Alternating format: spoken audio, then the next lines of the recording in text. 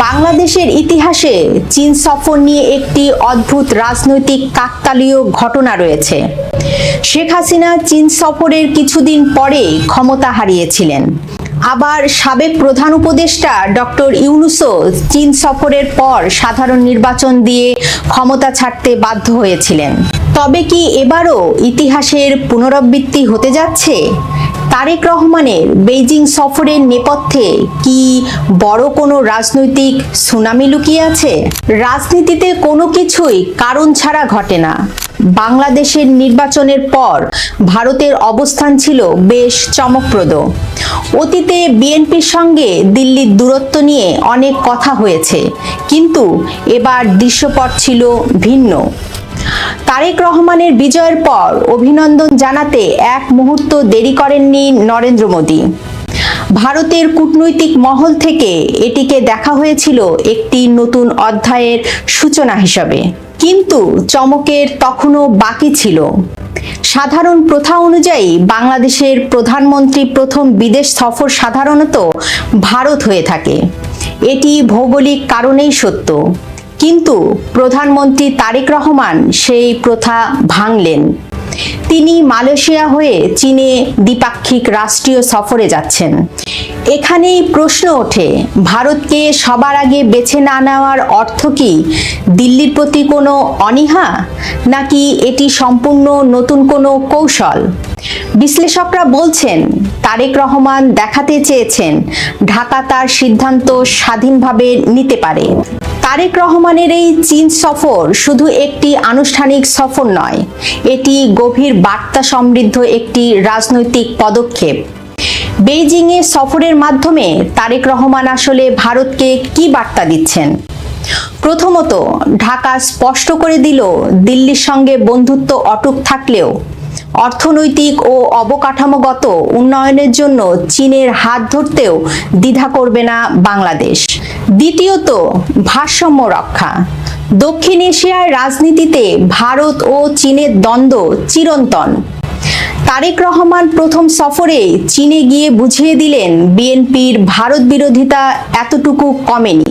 তৃতীয়ত, এই মুহূর্তে বাংলাদেশের প্রয়োজন বড় অর্থনৈতিক বিনিয়োগ। আর এই ক্ষেত্রে চীনের চেয়ে বড় অংশীদার আর কে হতে পারে? বেইজিংয়ের থেকে বড় অঙ্কের আর্থিক সহায়তার আশ্বাস আদায় করা এই সফরের অন্যতম প্রধান লক্ষ্য। এখন প্রশ্ন হলো, বেইজিংয়ের সঙ্গে এই দহরম মহরম দিল্লি কিভাবে দেখছে? ভারত কি এতে ক্ষুব্ধ হবে? বাইরে থেকে ভারত যতই স্বাভাবিক থাকার অভিনয় করুক না কেন, ভেতরে ভেতরে দিল্লি যে অস্বস্তিতে পড়েছে তা অস্বীকার করার উপায় নেই। ভারতের নিরাপত্তা বিশ্লেষকদের প্রধান চিন্তার জায়গা হলো বাংলাদেশ যেন চীনের ঋণের ফাঁদে না পড়ে। শ্রীলঙ্কা বা পাকিস্তানের মতো পরিস্থিতি যেন বাংলাদেশের ক্ষেত্রে না ঘটে। তবে ভারতের জন্য স্বস্তির বিষয়ও আছে।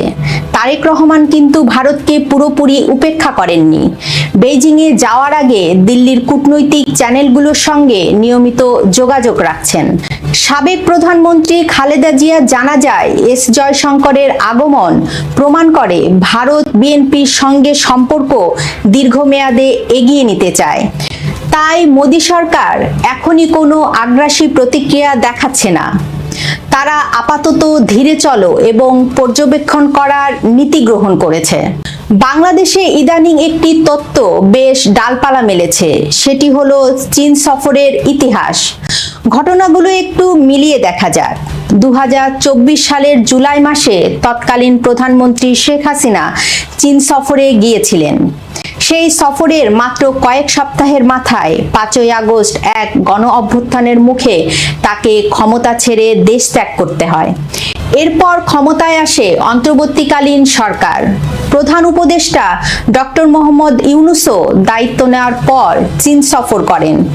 আর সেই সফরের কিছুদিন পরে তাকে সাধারণ নির্বাচনের রোডম্যাপের ঘোষণা করতে হয় এবং নির্বাচিত সরকারের কাছে ক্ষমতা হস্তান্তর করেন। পরপর দুইজন সরকার প্রধানের চীন সফর এবং এরপরই ক্ষমতা বদল বা ক্ষমতা ছাড়ার এই ঘটনা কি স্রেফ কাকতালীয়, নাকি এর পেছনে লুকিয়ে আছে কোনো গভীর আন্তর্জাতিক চক্রান্ত? এই তত্ত্ব যারা বিশ্বাস করেন তাদের মনে এখন একটাই প্রশ্ন, এবার কি তবে তারেক রহমানের পালা? বেইজিং সফর কি তার সরকারের জন্য বড় কোনো পরিবর্তনের ইঙ্গিত দিচ্ছে? তারেক রহমানের বিদেশ সফর ভারতকে এড়িয়ে চীনকে বেছে নেওয়া একটি অত্যন্ত সাহসী এবং বাস্তবমুখী কূটনৈতিক পদক্ষেপ। তিনি ভারতকে বুঝিয়েছেন বাংলাদেশ এখন আর কারোর একচেটিয়া প্রভাব বলয়ে থাকবে না।